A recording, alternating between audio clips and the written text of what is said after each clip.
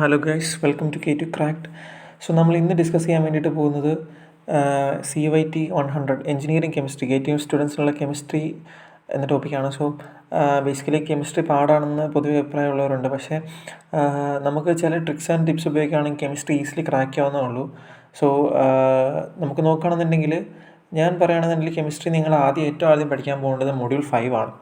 എന്താ അങ്ങനെ പറയണമെന്ന് വെച്ചാൽ, കാരണം എന്ന് വെച്ചാൽ മൊഡ്യൂൾ 5 നമുക്കുണ്ടാവുന്നത് കുറേ കൂടെ തിയറി ടോപ്പിക്സാണ് ഉണ്ടാവുക. അതായത് ഹാർഡ്നെസ് റിമൂവിങ് മെത്തേഡ്, അതായത് വാട്ടറിൻ്റെ ഹാർഡ്നെസ് എങ്ങനെ remove, ADTA method, reverse osmosis, sewage water treatment, chlorination. കുറച്ചുകൂടെ നമുക്ക് എന്താ പറയുന്നത്, ഒരു പഠിക്കാനായിട്ട് എളുപ്പമുള്ള ടോപ്പിക്കാണ്. അങ്ങനത്തെ ഇക്വേഷൻസ് ഉണ്ടെങ്കിൽ പോലും നമ്മൾ കുറച്ചുകൂടെ ഒരു തിയറിയാണ് അവിടെ ഒരു ഫോക്കസ് ചെയ്യുന്നത്. നമുക്ക് കുറച്ചുകൂടി ക്രാക്ക് ചെയ്യാൻ എളുപ്പമുള്ള ഒരു ഒരു മൊഡ്യൂളാണ് മൊഡ്യൂൾ 5. നമ്മൾ ആദ്യം എളുപ്പമുള്ള മൊഡ്യൂൾ പഠിക്കുകയാണെങ്കിൽ പിന്നീട് നമുക്ക് പോകുമ്പോഴത്തേക്ക് എളുപ്പമായിരിക്കുമല്ലോ. മൊഡ്യൂൾ 5 നിങ്ങൾ ഈസി ആയിട്ട് നിങ്ങൾക്ക് കുറഞ്ഞ സമയത്തുള്ളിൽ തന്നെ പഠിച്ചെടുക്കാൻ സാധിക്കും, ഈസി ആയിട്ട് പഠിക്കാനും സാധിക്കും. മൊഡ്യൂൾ 5 തറവായിട്ട് പഠിച്ചെടുക്കുക. മൊഡ്യൂൾ 5 ശേഷം ഞാൻ പറയുകയാണെങ്കിൽ നിങ്ങൾ മൊഡ്യൂൾ 3 പോവുക. Module 3 TGA method, DTA method, gas chromatography, HPLC, TLC and അവിടെ രണ്ടാമത്തെ ഒരു ടോപ്പിക്കായിട്ട് വരുന്ന നാനോ മെറ്റീരിയൽസ് ആണ്. ഇതും കമ്പാരിറ്റീവ്ലി കുറച്ചുകൂടി ഈസിയറാണ്. ഈ ഒരു മൊഡ്യൂൾ 5 ശേഷം നിങ്ങൾ പഠിക്കാമെന്ന് ഞാൻ പറയുള്ളൂ. അതിനുശേഷം നമ്മൾ നോക്കുകയാണെന്നുണ്ടെങ്കിൽ നമ്മൾ മൊഡ്യൂൾ 4 പോകാൻ സാധിക്കും. മൊഡ്യൂൾ 4 നമുക്ക് എന്താ പറയുക, സ്റ്റീരിയോ കെമിസ്ട്രി, അതുപോലെ തന്നെ ABS ആൻഡ് കെവ്ലാർ, OLED, അതുപോലെ 3D representation of organic molecule, conformation analysis of ethane butane, RS അല്ലെങ്കിൽ Z നൊട്ടേഷൻ. ഇതിലൊക്കെ ഞാൻ പറയുകയാണെന്നുണ്ടെങ്കിൽ കുറച്ചുകൂടെ പാടാണെന്ന് തോന്നുകയാണെങ്കിൽ പോലും നമുക്ക് മനസ്സിലാക്കി പഠിക്കുകയാണെങ്കിൽ ഒത്തിരി എളുപ്പമാണ്. നമ്മൾ ഏതെങ്കിലും ഒരു യൂട്യൂബ് ചാനൽ എടുത്ത് നന്നായിട്ട് ബേസിക്കലായിട്ട് കോൺസെപ്റ്റ്സ് അനലൈസ് ചെയ്ത് പഠിക്കുകയാണെന്നുണ്ടെങ്കിൽ നമുക്ക് ഈ ഒരു മൊഡ്യൂൾ 4 ക്രാക്ക് ചെയ്യാവുന്നേ. ABS ആൻഡ് കെവ്ലാറൊക്കെ വളരെയധികം ഇമ്പോർട്ടൻ്റ് ആയിട്ടുള്ള ടോപ്പിക്കാണ്.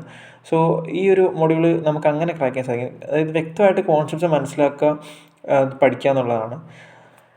പിന്നീട് നമ്മൾ നോക്കുകയാണെന്നുണ്ടെങ്കിൽ മൊഡ്യൂൾ 1 വരാം. മൊഡ്യൂൾ 1 ബേസിക്കലി ഇലക്ട്രോ കെമിസ്ട്രി ഒരു ടോപ്പിക്കാണ്. ഇലക്ട്രോ കെമിസ്ട്രി അല്ലെങ്കിൽ കൊറോഷൻ, ഈ രണ്ട് മെയിൻ ടോപ്പിക്സിനെ പറ്റിയിട്ടാണ് അവിടെ ഡിസ്കസ് ചെയ്യുന്നത്. നമ്മൾ ഏതെങ്കിലും ടോപ്പിക്ക് നല്ല തറവായിട്ട് പഠിക്കുക. ഞാൻ പറയുകയാണെങ്കിൽ രണ്ട് ടോപ്പിക്കിലും ഇമ്പോർട്ടൻറ്റ് ടോപ്പിക്സ് നോക്കി വെക്കുക എന്നുള്ളത് ഞാൻ പറയുള്ളൂ.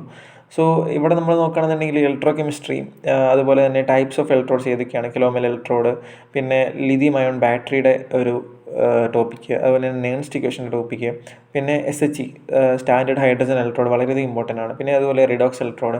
ഇതിനൊക്കെ നമുക്ക് ആ ഒരു ടോപ്പിക്കിൽ തന്നെ നമുക്ക് ഒത്തിരി ഇക്വേഷൻസ് ഒക്കെ വരുന്നുണ്ട്. നമ്മളത് മനസ്സിലാക്കി നമുക്ക് പഠിക്കാൻ പറ്റുന്നുണ്ടെങ്കിൽ വളരെയധികം ഇമ്പോർട്ടൻ്റ് ആണ്. നമ്മളിപ്പോൾ പ്രിപ്പറേഷൻ തുടങ്ങിയിട്ടില്ലെങ്കിൽ ഏറ്റവും പെട്ടെന്ന് തന്നെ പ്രിപ്പറേഷൻ തുടങ്ങുകയാണെന്നുണ്ടെങ്കിൽ നമുക്ക് കൂടുതൽ എളുപ്പത്തിൽ അത് ക്രാക്ക് ചെയ്യാനായിട്ട് സാധിക്കും.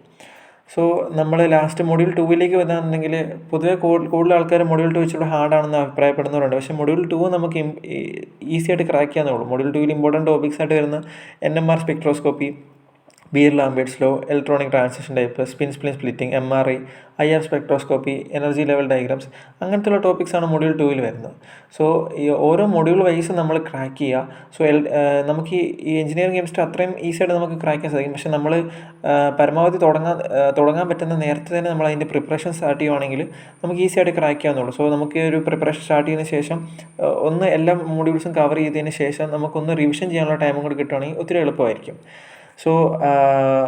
അങ്ങനെയാണ് നമ്മൾ മൊഡ്യൂൾസ് അനലൈസ് ചെയ്യേണ്ടത്. നിങ്ങൾക്ക് നോട്ട്സ് ആൻഡ് റിസോഴ്സസ് വേണമെന്നുണ്ടെങ്കിൽ ഒരു യൂസ്ഫുൾ വെബ്സൈറ്റിൻ്റെ ലിങ്ക് ഞാൻ ഡിസ്ക്രിപ്ഷനിൽ കൊടുത്തേക്കാം. ചെക്കൗട്ട് ചെയ്യാൻ മറക്കരുത്. അത്രയേ ഉള്ളൂ നമുക്ക് ഇന്നത്തെ video. Thank you for watching. നിങ്ങൾക്ക് വീഡിയോ ഇഷ്ടപ്പെട്ട് കഴിഞ്ഞാൽ സബ്സ്ക്രൈബ് ചെയ്യുക.